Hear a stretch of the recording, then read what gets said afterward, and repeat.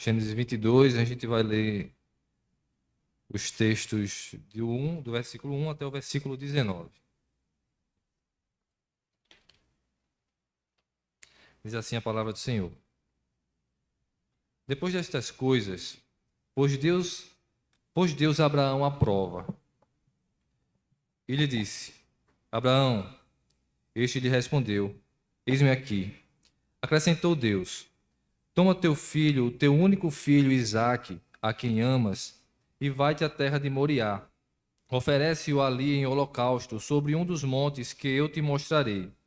Levantou-se, pois, Abraão de madrugada, e tendo preparado o seu jumento, tomou consigo 2 dos seus servos e a Isaque, seu filho. Achou lenha para o holocausto e foi para o lugar que Deus lhe havia indicado. Ao terceiro dia, erguendo Abraão os olhos, viu o lugar de longe. Então disse a seus servos: Esperai aqui com o jumento. Eu e o rapaz iremos até lá, e havendo adorado, voltaremos para junto de vós. Tomou Abraão a lenha do holocausto e a colocou sobre Isaque, seu filho. Ele, porém, levava nas mãos o fogo e o cutelo. Assim caminhavam ambos juntos. Quando Isaque disse a Abraão, seu pai: Meu pai. Respondeu Abraão: Eis-me aqui, meu filho. Perguntou-lhe Isaque: Eis o fogo e a lenha, mas onde está o cordeiro para o holocausto? Respondeu Abraão: Deus proverá para si, meu filho, o cordeiro para o holocausto. E seguiam ambos juntos. Chegaram ao lugar que Deus lhe havia designado. Ali edificou Abraão um altar, sobre ele dispôs a lenha, amarrou Isaque, seu filho, e o deitou no altar em cima da lenha. E estendendo a mão, tomou o cutelo para imolar o filho. Mas do céu lhe bradou o anjo do Senhor: Abraão, Abraão! Ele respondeu: Eis-me aqui. Então lhe disse: Não estendas a mão sobre o rapaz e nada lhe faças, pois agora sei que temes a Deus, porquanto não me negaste o filho, o teu único filho. Tendo Abraão erguido os olhos, viu atrás de si um carneiro preso pelos chifres entre os arbustos. Tomou Abraão o carneiro e o ofereceu em holocausto, em lugar de seu filho. E pôs Abraão por nome aquele lugar: O Senhor proverá. Daí dizer-se até o dia de hoje: No monte do Senhor se proverá. Então do céu bradou pela segunda vez o anjo do Senhor a Abraão e disse: Jurei por mim mesmo, diz o Senhor, porquanto fizeste isso e não me negaste o teu único filho, que deveras te abençoarei, e certamente multiplicarei a tua descendência como as estrelas dos céus e como a areia da praia do mar. A tua descendência possuirá a cidade dos seus inimigos. Nela serão benditas todas as nações da terra, porquanto obedeceste a minha voz. Então voltou Abraão a seus servos, e juntos foram para Beceba, onde fixou morada. Amém? Que o Senhor aplique em nossos corações a sua palavra. Ouçamos agora uma música especial.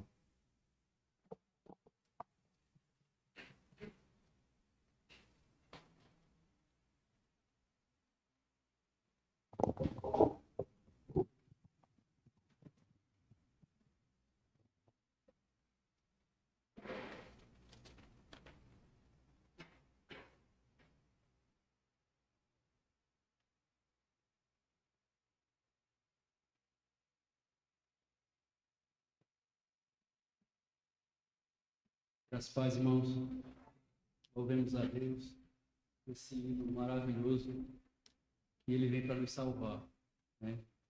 Jesus, Ele veio e Ele vem sempre para nos salvar.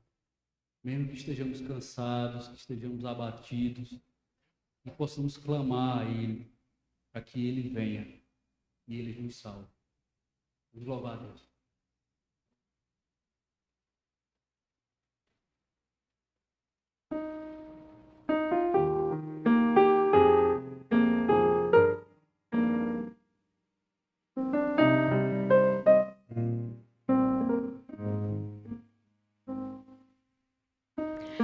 Diga para os temerosos, não há nada a temer. Poderoso é o teu Senhor, quando clama seu nome.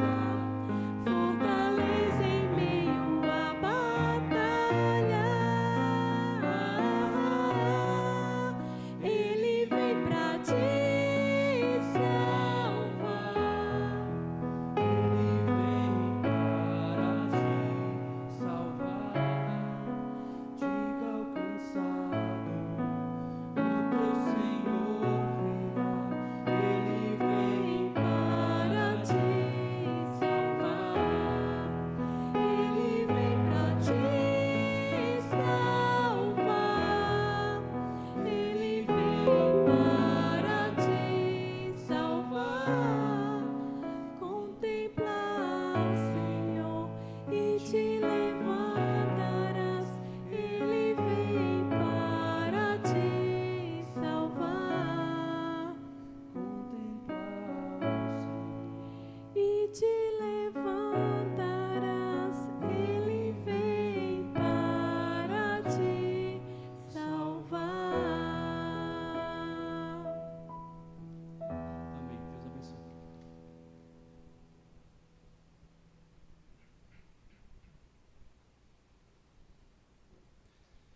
Gostaria de convidar as crianças para vir aqui à frente, vamos orar por elas.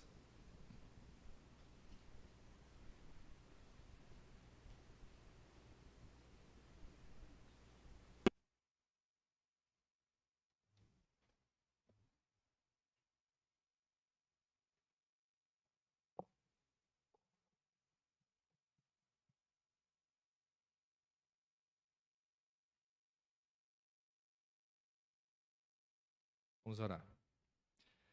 Pai querido, nós te agradecemos, Senhor, por mais um dia que tu nos permite vir à tua casa, mais um culto, Senhor, que tu nos permite celebrar a ti. Que possamos, Senhor, te glorificar com tudo que estamos fazendo aqui. Que nossas vidas sejam mudadas, Senhor, tua palavra seja pregada, que nossos corações, Senhor, ela fixe morada, e assim que germine, cresça e dê frutos para a honra e glória do teu nome.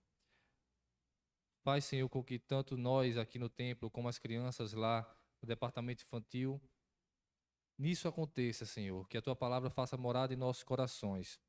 Que cresçamos, Senhor, no caso delas, em estatura também, fisicamente, e em nós também, Senhor, juntamente com elas, espiritualmente, para que sejamos edificados como casa tua e povo teu.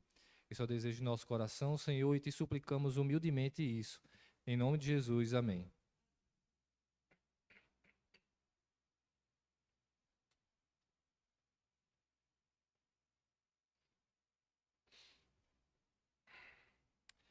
A música cantada, a música especial, não poderia ter sido mais apropriada, né? Eu não teria pensado numa canção que melhor retratasse o que esse texto fala. Esse texto, ele fala de uma passagem bem conhecida da gente, né? E existem várias lições, né? Uma morte substitutiva, uma morte que era exigida, um sacrifício exigido. Se nós entendemos bem aqui, nós vemos que houve um sacrifício. Independente de Isaac ter sido ou não sacrificado, o sacrifício precisou acontecer. Não foi Isaac, mas foi um cordeiro levantado por Deus para que fosse sacrificado no lugar de Isaac. Então, existem, de fato, várias lições sobre esse texto, mas uma em específico eu quero tratar com os irmãos essa noite. Porque, claro, a gente sabe que na nossa caminhada cristã, na nossa vida de estudo da palavra de Deus, e até vindo à igreja, aos cultos, a gente às vezes lê determinada passagem ou determinado texto e aquilo fica de maneira diferente, né? Às vezes até a gente já passou por aquele texto várias vezes, já leu, já sabe até de cor, mas às vezes quando a gente relê, a gente enxerga diferente e aquilo fica no nosso coração, né? Foi assim que aconteceu comigo quando nós, na quinta-feira, nós estamos estudando o livro de Salmos, e tanto o Salmo 3 como o Salmo 4, ele fala sobre confiança, né? O Salmo 4, que foi o que a gente falou essa semana, ele conclui o seu salmo com o versículo 8, dizendo: em paz me deito e logo pego no sono, porque, Senhor, só tu me fazes repousar seguro. E aí, tratando disso, sobre confiança, aquilo ficou no meu coração, né? Porque é uma coisa que a gente sempre fala. Ninguém diz que não confia em Deus. Alguém aqui se habilitaria a dizer que não confia? Se a gente fosse para levantar a mão, quem confia em Deus, levanta a mão. Eu acho que você levantaria a mão, né? Vou fazer isso não. Mas é uma coisa que a gente não diz, não pensa muito sobre. Mas quando a gente se depara com textos como esse, como a gente viu na quinta-feira, quando foi tratado de que, de fato, várias coisas afetam o nosso sono, E essas coisas que afetam o nosso sono, muitas vezes é por conta de nossa insegurança e nossa desconfiança. No final das contas, por conta da nossa falta de confiança em Deus, né? Porque nós ficamos pensando no futuro, porque nós ficamos remoendo algo que passou. E aí, quando nós temos esse sono como um termômetro do que é confiar em Deus, aí isso bate em mim. Porque, de fato, às vezes eu fico sem dormir. Talvez com vocês também aconteça dessa forma. Você fica sem dormir por conta de alguma coisa que vai vir, de alguma coisa que você deixou inacabada daquele dia, alguma coisa que passou e você não conseguiu ainda descansar. Se a gente tem, e esse texto fala disso, esse texto do Salmo 4:8, né? Paz me deito e logo pego no sono, porque só tu, Senhor, me fazes repousar seguro. E diante do que foi dito no Salmo 4, de que a dificuldade que existia no salmista não foi concluída, não foi resolvida, mas ainda assim ele conseguia dormir porque confiava em Deus. Isso afeta a gente quando a gente pensa que a gente deixa de dormir por conta de coisas que nos aparecem, não é?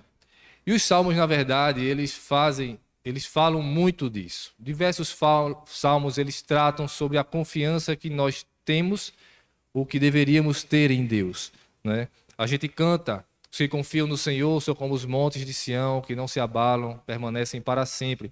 Baseado no Salmo 125. Mas a gente é assim, como os montes de Sião, inabaláveis. Quando vem a dificuldade, a gente confia no Senhor ao ponto de ficar inabalável. É nesse ponto que a gente tem que perceber o que é confiar em Deus. Davi era um homem de exército, era um homem que lutou contra o gigante, venceu o gigante, liderava um povo e um exército que vencia gigantes, mas aí, quando ele chega no Salmo 20, versículo 7, ele escreve: uns confiam em carros, outros em cavalos, nós, porém, nos gloriaremos em o nome do Senhor, nosso Deus. Dizendo que o seu poderio militar, as suas façanhas do passado ou a sua habilidade na guerra não é nada. Ele não confia nisso. Ele confia no Senhor. Enquanto todos os outros povos confiariam em seu poderio militar, Davi, que sempre saiu vitorioso das batalhas, ele se gloriava no Senhor. E esse texto também fala de confiança, esse texto de Abraão. Porque Abraão, ele confia até o ponto de dizer, em uma circunstância que é totalmente contra ele, e quando seu filho pergunta, ele diz: Deus proverá. E ele diz: Deus proverá, sem saber como Deus vai prover. Ele não vê como Deus proverá. Ele não vê a maneira, não vê aonde, ele não vê absolutamente nada, mas ele simplesmente confia em Deus e acalma o seu filho dizendo: Deus proverá. Ou seja, Deus vai fazer alguma coisa e vai resolver essa situação que é ruim para ele. E aí, quando a gente pensa em Abraão, também conhecido como o pai da fé, né? A gente vê Abraão como realmente sendo alguém de confiança muito grande em Deus. O pai da fé, com certeza, tinha muita fé, ele confiava demais. Porém, não é bem assim. O que a gente tem escrito sobre Abraão, o relato que a Bíblia traz sobre Abraão, que começa lá em Gênesis 12, ela nos mostra, a palavra de Deus nos mostra, que Abraão nem sempre confiou em Deus da maneira como é descrito nesse Gênesis 22. Abraão fraquejou em sua confiança em Deus. De fato, quando Deus chega para Abraão em Gênesis 12 e vai dizer: sai da tua terra, da tua parentela, da casa do teu pai, vai para uma terra que eu te mostrarei, já exige sim muita confiança. Com certeza, certo? Exige sim muita confiança porque ele simplesmente vai para uma terra que ele não sabe onde é, ele obedece sem saber, sem ver, e ele vai. Exige muita confiança. Mas perceba, no relato da história de Abraão, e a gente vai fazer um breve resumo aqui para perceber que ele não confiou plenamente como a gente muitas vezes pensa. Nesse caso, por exemplo, quando Deus fala com ele e diz: sai da tua terra, da tua parentela e vai para uma terra que eu te mostrarei, ele leva consigo o seu sobrinho Ló. E não era para levar Ló. Deus nunca falou em Ló. E tanto é assim que em dado momento, Ló e ele vai se separar.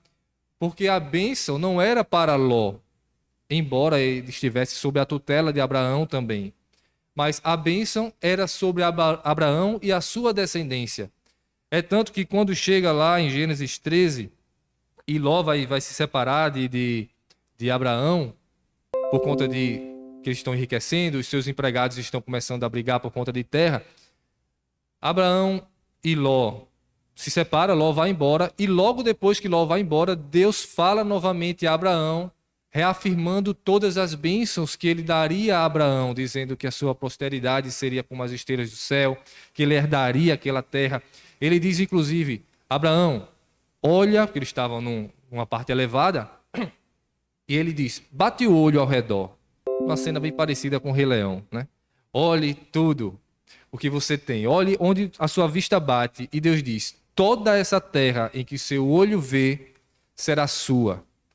Com isso ele está dizendo até que a terra que Ló escolheu, porque dava para ver também, uma vez que Ló até vai se aproximando de Sodoma e Gomorra, e mais na frente, quando Sodoma e Gomorra são destruídos, Abraão vê a fumaça. Então, estava incluída aquela terra também entre as bênçãos que Deus prometeu a Abraão. Então, o fato de Ló ter se separado e Deus reafirmado a bênção, inclusive dizendo que a terra que Ló naquele momento estava escolhendo para si, era também pertencente a Abraão pela promessa de Deus, nos mostra que, de fato, Ló não deveria ter ido nessa viagem. Não é? A promessa era para Abraão, mas Abraão leva a seu sobrinho. Ele leva como uma garantia, talvez, por uma insegurança, ele obedece, mas tem o seu sobrinho Ló como uma espécie de muleta nessa confiança que ele apresentou. Mais à frente, vai entrar em guerras ali, os povos daquela região, 5 reis contra 4 reis.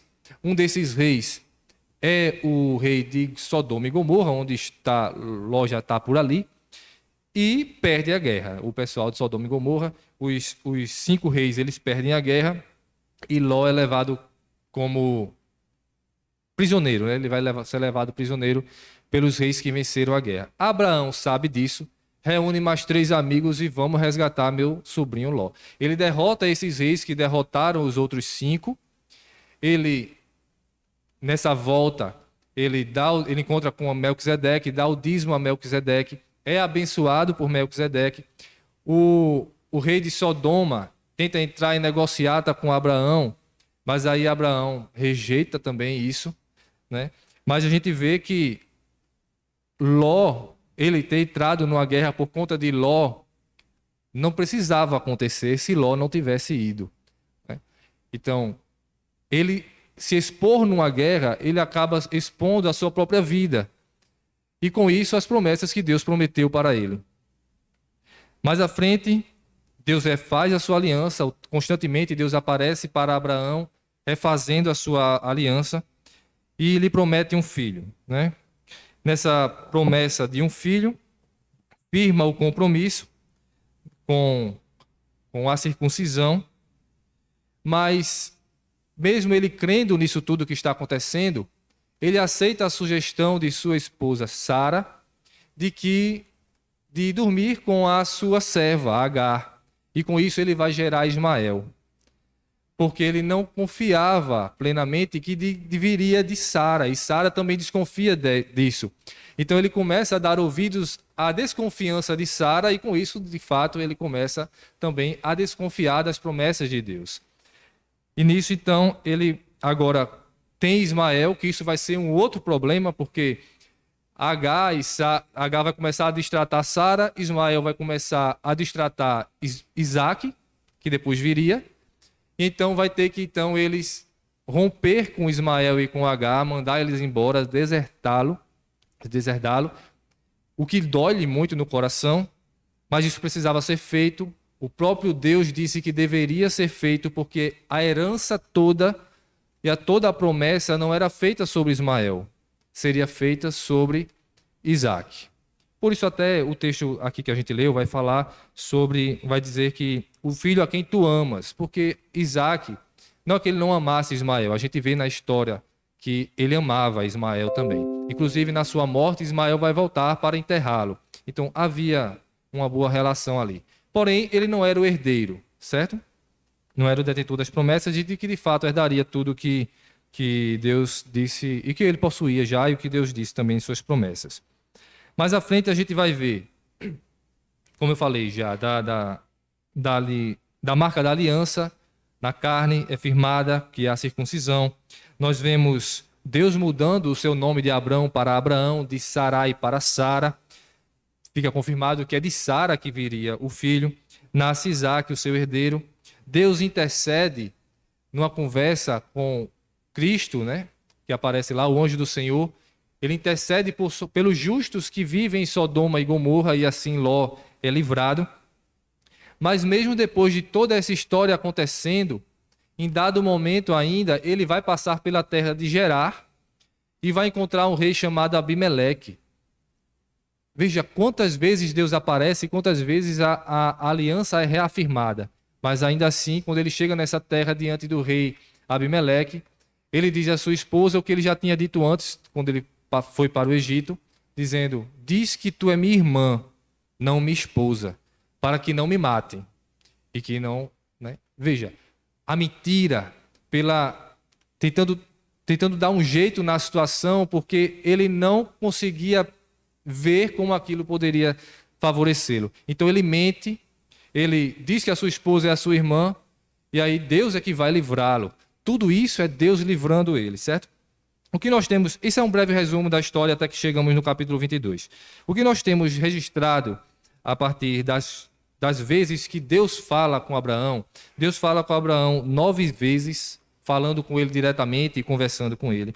E uma dessas vezes é pessoalmente na figura do anjo do Senhor, que é o próprio Cristo, indicando que a confiança em Deus, ela não é algo que já vem pronto, ela já não é estabelecida. Ela é um processo. Abraão precisou passar por isso. Levou tempo, custou muito. Isso porque a confiança, ela é derivada da fé. Apenas a confiança de Deus, ela vem da fé. E assim como a fé, ela precisa ser trabalhada, ela precisa ser nutrida para que ela cresça, a confiança também. De forma que isso está totalmente ligado. Se a confiança é pequena em Deus, falha, é porque a fé falha. Se a fé é pequena, a confiança é pequena. Se a fé cresce, a confiança em Deus cresce. Se a fé é grande, claro, a confiança em Deus também é grande. Nós vemos em tudo isso que Abraão vivenciou, que ele precisou de muletas para ir com ele precisou dar o seu jeito, ele deu ouvidos a estratégias humanas, como no caso de Sara. Ele mesmo achou que precisava mentir. Em tudo isso, ele mostra que a sua confiança em Deus não é plena, não é total. Ele age à sua maneira muitas vezes.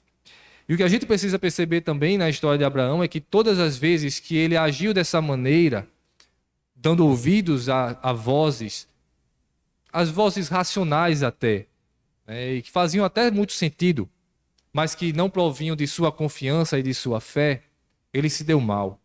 Ele pôs em risco as promessas que Deus fez a ele. Ele pôs em risco a sua própria vida, ele pôs em risco a promessa de que de Isaac viria a descendência. Ele pôs em risco a promessa também de que Sara participaria disso, de que a sua família toda participaria disso e que ele estaria, de fato, fazendo o que Deus quis para ele. Então, essa desconfiança de Abraão gerou problemas para si. Quanto mais a fé tivermos, então a nossa confiança será maior também.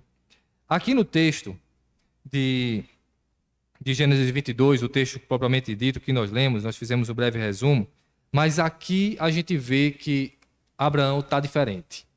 Abraão ele foi lapidado por Deus. A gente vê que não existe meios, e de fato, se a gente pudesse pensar em todas as situações que Abraão vivenciou, essa com certeza foi a pior. Dar o seu próprio filho, imolá-lo. ele tinha... E com os sacrifícios, né, aqui não é descrito, mas os sacrifícios eram feitos com animais e de forma, de fato, muito cruel. Se degolava, se desmembrava. Imagine se fazer isso com o próprio filho. Abraão, ele obedece. Ele não questiona. E nós vemos na descrição do texto coisas que são muito próprias, de que expressam bem essa confiança de Abraão tinha em Deus, que agora não era mais fraca como antes, não precisava mais de jeitinhos como antes. Ela agora estava firme. O versículo 2, vai nos dizer: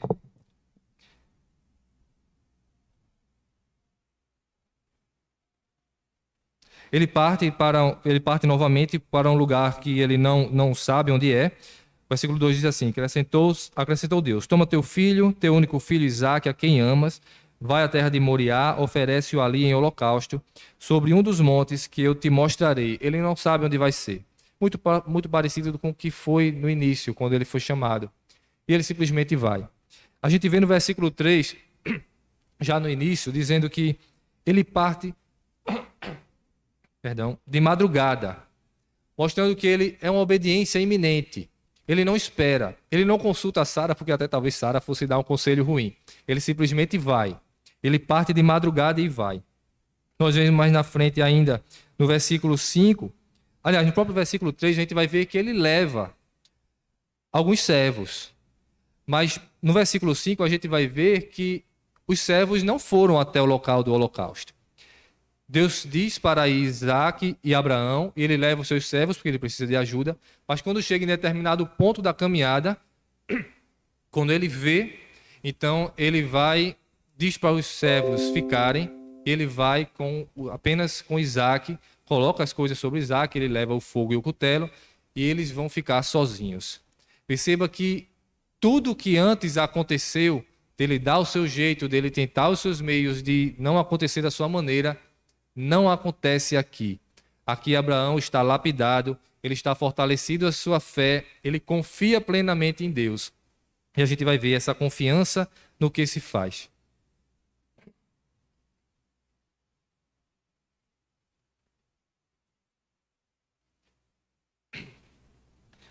Por que a gente vê a confiança de Abraão?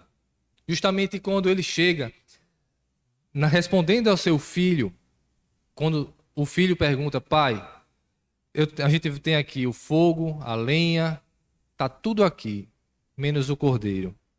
E Abraão responde: Deus proverá. Deus proverá. A resposta de Abraão não é simplesmente para tirar o seu filho de tempo, deixar de fazer perguntas. Não. A resposta de Abraão, ela expressa uma total confiança em Deus. Nesse momento, Abraão, ele sabe, ele confia plenamente que tudo que Deus falou a seu respeito é verdade. Ele sabe que, e até ele, por esse processo todo que ele passou, ele sabe que não vai vir de mais ninguém. Não vai vir de um filho de uma serva, não vai vir do seu servo mais pegado, não vai vir de Ismael, vai vir de Isaque. É tanto que quando chega no versículo 5, falando com os seus servos, ele expressa a certeza de que Isaque vai voltar. Diz assim o versículo 5, quando ele fala com os seus servos: esperai aqui com o jumento, eu e o rapaz iremos até lá, e havendo adorado, voltaremos para junto de vós. Ele sabe que Isaque vai voltar. Ele sabe que Deus tem um plano para Isaque. Ele não sabe o que Deus vai fazer. Ele não sabe como isso vai passar. Mas ele apenas sabe que Isaque é o detentor da promessa, que Isaque não sofrerá. E ainda que ele chegue a morrer, Deus o ressuscitará. É isso que diz Hebreus. Hebreus 11, 17 a 19 diz: pela fé, Abraão, quando posto à prova, ofereceu Isaque. Estava mesmo para sacrificar o seu unigênito, aquele que acolheu alegremente as promessas, a quem se tinha dito: em Isaque será chamada a tua descendência, porque considerou que Deus era poderoso até para ressuscitá-lo dentre os mortos, de onde também figurativamente o recobrou. Nós vemos aqui então que Abraão de fato ele iria obedecer. É o que diz a partir do versículo 9. Chegaram ao lugar que Deus lhe havia designado. Ali edificou Abraão um altar. Sobre ele dispôs a lenha. Amarrou Isaque, seu filho, e deitou no altar em cima da lenha. Estendendo a mão, tomou o cutelo para imolar o filho. Mas do céu lhe bradou o anjo do Senhor: Abraão, Abraão. Ele respondeu: Eis-me aqui. Vemos com isso que ele, de fato, ia matar o seu filho. Na maneira cruel como era com animais, ele faria com seu filho, sabendo que Deus iria livrá-lo. Como? Não importa. Como ele não sabe.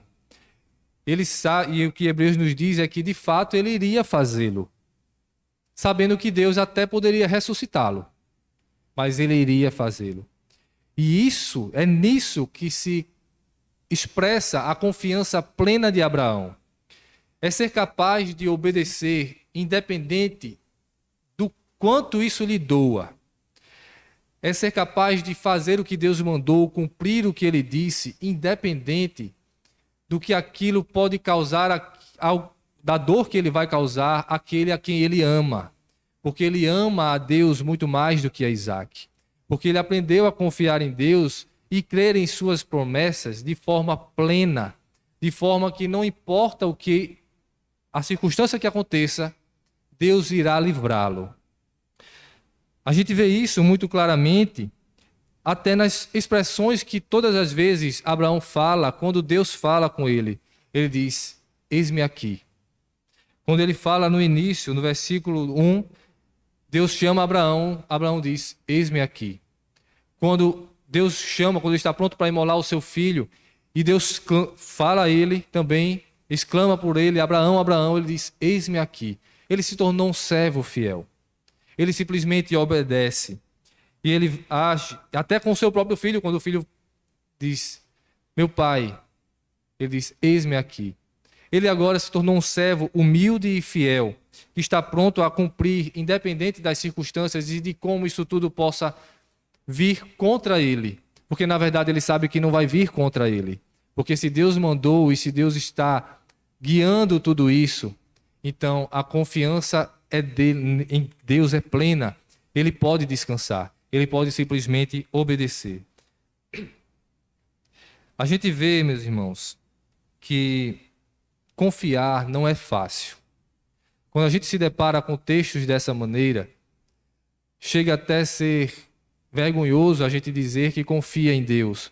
Quando a gente começa a pensar nas várias possibilidades, até alguma próxima disso, como você sacrificar o seu filho ou alguém que você ama, em nome de Deus, sabendo que você, obedecendo, fará o melhor para você, para aquela pessoa. Veja, Deus não vai pedir isso para você, certo?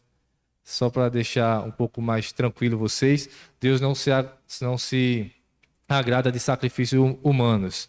De fato, o que aconteceu com Abraão era para experimentá-lo, era para prová-lo. Mas, por muito menos, a gente deixa de obedecer. Por muito menos, a gente simplesmente, sabendo muitas vezes, dá os nossos meios. Mentimos, a gente cria situações, a gente dá ouvidos a vozes que às vezes nem creem em Deus, né? E às vezes a gente mesmo cria coisas e argumentações, muitas vezes até lógicas, para não cumprir aquilo que Deus determinou para nós, quando sabemos que Deus quer o melhor para nós. Então, confiar, de fato, não é fácil. Embora seja fácil dizer, não é fácil viver. E com certeza, porque confiar é ceder. E nós não queremos ceder. Nós não queremos não ter o controle de nossa vida. Nós não queremos não saber para onde ir. Nós não queremos não saber o que fazer. Nós tememos até isso. Nós tememos não sermos nós aqueles que vamos decidir sobre a nossa própria vida. Nos dói não ter essa opção. Nos dói entregar, mesmo que seja a Deus.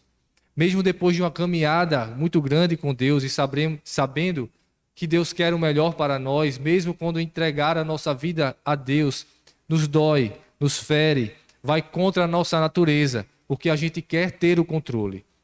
O que significa confiar, de fato, é dar o controle a Deus. É deixar que Ele faça, independente se eu sei ou não como Ele vai fazer. Independente de saber ou não onde eu devo ir, como as coisas devem suceder. Sem saber o passo a passo, mas entendendo que Ele sabe, entregando nas mãos dele, sabendo que eu posso descansar, que eu posso dormir, confiando que a sua misericórdia, que a sua bondade, que o seu amor por mim é muito maior do que aquilo que eu tenho e do que aquilo que eu posso providenciar para mim mesmo. Deus pode me providenciar aquilo que eu não posso providenciar para mim mesmo. E aquilo que eu posso providenciar para mim mesmo, Deus também pode nos dar. Então não tem motivo para a gente não confiar. Isso é confiança, é dar ao Senhor total controle sobre a nossa vida. Mas a gente teme. A gente teme que alguma coisa possa dar errado. A gente teme que em determinado ponto da minha história, da minha vivência, da minha caminhada com Deus, eu não vou saber o que fazer e eu vou precisar de uma garantia. Se você precisa de garantia, você não tem confiança plena em Deus. É isso que Abraão precisou vivenciar. Se a gente pensar em toda a história de Abraão que eu falei aqui, a gente veria que se ele não tivesse feito tudo aquilo que ele fez para tentar ter a sua segurança, né, a vida dele teria sido muito mais fácil. Não é? Ele não teria entrado em risco de uma guerra se não tivesse levado Abraão. Ele não teria comprometido a sua herança se ele não tivesse dado ouvidos a Sara. E com isso e todas as outras coisas que acontecem, a sua própria mentira e tudo isso, coloca em risco a sua própria existência, o seu próprio bem-estar. A vida de Abraão poderia ter sido muito mais simples se ele simplesmente tivesse confiado desde o início. Isso não é fácil. É um processo. Por isso é um processo. É uma vida de caminhada com Deus, porque também não é fácil para a gente. Ninguém nasce com a fé já pronta, fortalecida e firme. Precisa ser crescida, precisa ser cultivada, precisa ser aumentada. Os problemas de Abraão, na verdade, nem causaram problemas só para ele também. Causaram problema para a sua descendência, porque da linhagem de Ló vai vir os moabitas e os amonitas, que vai ser inimigo do povo de Deus por muito tempo. A partir de Ismael vai vir toda a nação que hoje nós temos a religião muçulmana. É descendente de Israel, é descendente de Ismael. E veja, causa problemas até hoje para a nação de Israel. Tudo por conta que ele não confiou plenamente em Deus. É assim com a gente também. Quando a gente não confia, não entrega totalmente a Deus, acabamos criando circunstâncias que nós não temos controle e que só age contra nós mesmos. Boa parte das dificuldades que a gente passa na vida é sim causada por conta das nossas próprias ações. Nossas próprias ações tentando nos livrar de algum mal, mas acaba gerando um mal para nós e para os nossos entes queridos e para todos os outros que nos cercam. Porque simplesmente nós não confiamos em Deus plenamente como deveríamos ter feito desde o início. E nisso, é claro, por ser falta de fé, também se caracteriza como um pecado. Não é à toa que Jesus reclama com os seus discípulos o tempo todo por conta de sua falta de fé, por conta de sua pequenez na fé.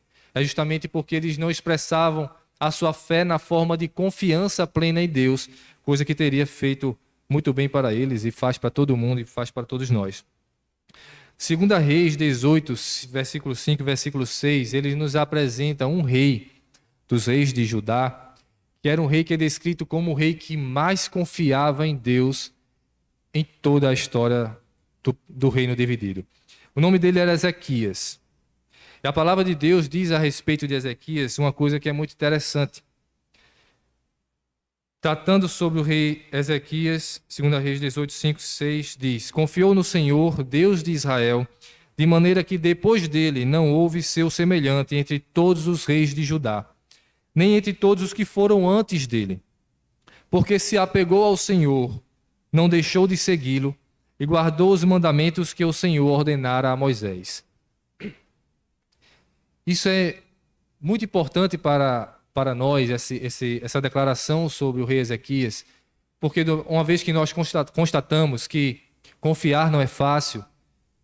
Que é fácil a gente dizer que confia, mas a gente sabe que a confiança não pode ser pequena, ela tem que ser plena, para que a fé também seja plena e seja agradável a Deus, porque sem fé é impossível agradar a Deus. Quando nós vemos isso, nós começamos a entender como é que eu posso fazer para que a minha confiança em Deus seja crescida, seja acrescida. E é assim como é dito aqui a respeito de Ezequias, que ele se apegou ao Senhor, não deixou de segui-lo e guardou os mandamentos que o Senhor ordenara a Moisés. É assim com a gente hoje também. Confiar em Deus, ele não consiste em palavras ditas. É viver em segurança. É saber que Deus te ama e que Ele te quer bem. É saber que a misericórdia do Senhor, ela te acompanha e é muito maior que o seu próprio pecado. É não temer a morte, é entender que o que há em você é muito maior do que qualquer coisa que possa existir no mundo.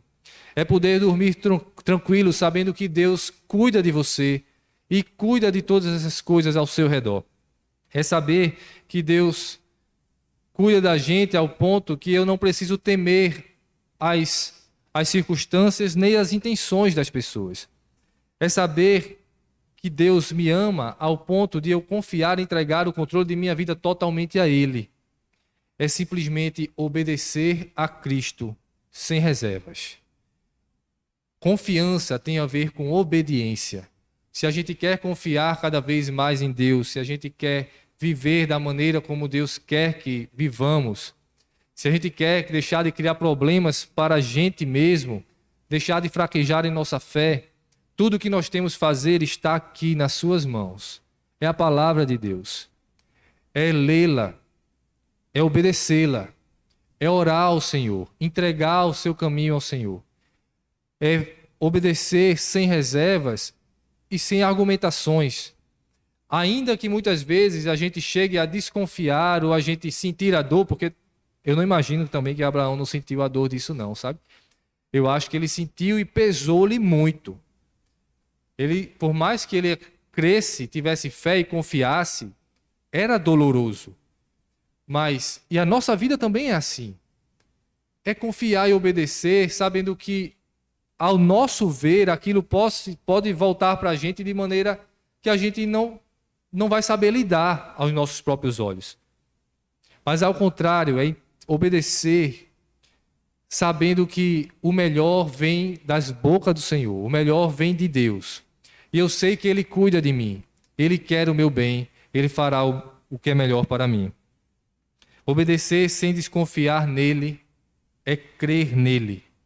Se eu não obedeço ao Senhor por desconfiança, o que de fato acontece é que eu não creio plenamente no Senhor.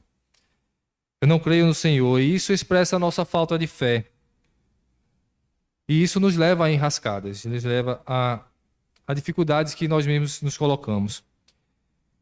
Obviamente, a graça de Cristo nos livra, como livrou Abraão de todas elas. E a graça de Cristo vem justamente para refazer o que nós desfazemos, fazemos de errado em nossa história. Apesar de Ló ter ido e ter surgido os moabitas e os amonitas, Ruth é moabita. Davi é o bisneto de Ruth. Jesus é da linhagem de Davi. Então, Deus conserta as nossas histórias, certo? Então, não há impossível para Deus.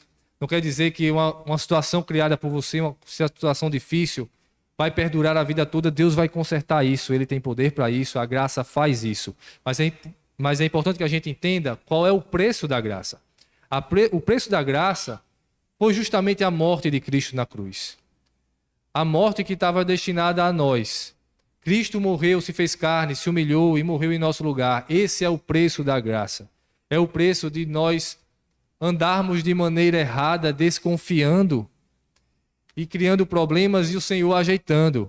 É a graça do Senhor que faz isso. E o preço da graça foi a morte de Cristo, a ira paga por Deus, por Cristo na cruz. E isso também expressa o que é dito sobre o texto, porque da mesma maneira que o Senhor poupou Isaque, o Senhor não poupou Cristo. Ele não poupou o seu próprio filho para que nós hoje tivéssemos vida e paz. E essa paz que nós precisamos ter só vem se nós confiarmos plenamente em Deus. Nós não temos o que temer confiando em Deus. O restante do texto fala ainda sobre essa obediência que Abraão teve, essa confiança plena, que diz assim: tendo Abraão erguido os olhos, viu atrás de si um carneiro preso pelos chifres entre os arbustos. Tomou Abraão o carneiro e o ofereceu em holocausto em lugar de seu filho. E pôs Abraão por nome aquele lugar: o Senhor proverá. Daí dizer-se até o dia de hoje: no monte do Senhor se proverá. Esse monte, meus irmãos, esse monte foi o monte onde foi construída o templo de Abraão. Ali onde se diz que Deus proverá, foi onde foi construído o templo de Abraão e onde repousou a arca do Senhor, onde ficou a presença do Senhor, nomeando todo o seu povo, a sua morada celestial aqui na terra, né? No tempo do Antigo Testamento. Isso expressa para a gente também